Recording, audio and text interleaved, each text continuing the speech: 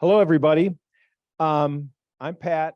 I'm not an entrepreneur, but in my career in a Fortune 500 industrial company as R&D guy, I got a chance to play one very frequently. I would like to talk to you today a little bit about empathy, because when I started with my company, I was given basically the goal to develop new businesses or start new businesses. Now, having never had a marketing or business class, how do you do that? So I was trying to find ways to find a business, to find a space to work in.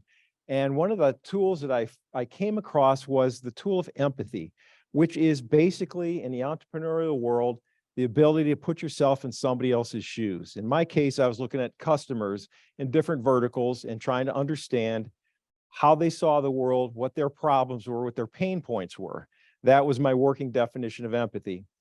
In practice, it's hard for me, but to listen more than you talk.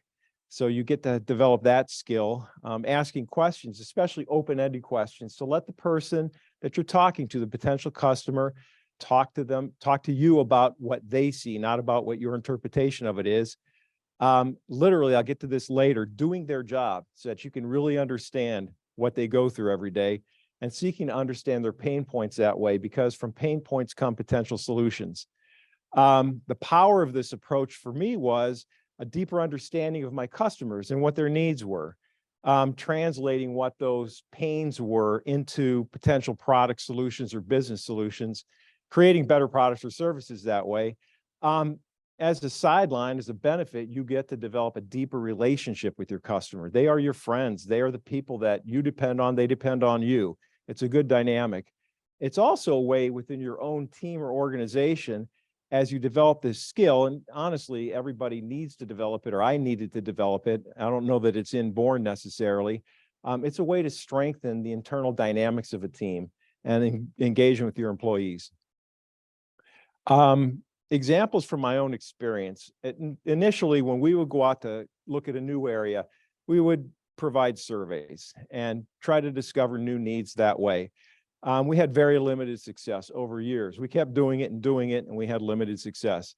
As it turns out, people don't tell the truth. They tell you what they think you want to hear, or they tell something else, or they have a bug up their butt and they speak from that standpoint. We ended up studying what customers actually did rather than what they said. And this was an important key, because they would say they would use this particular product set, or this is how they did their process. And it turns out that wasn't always true.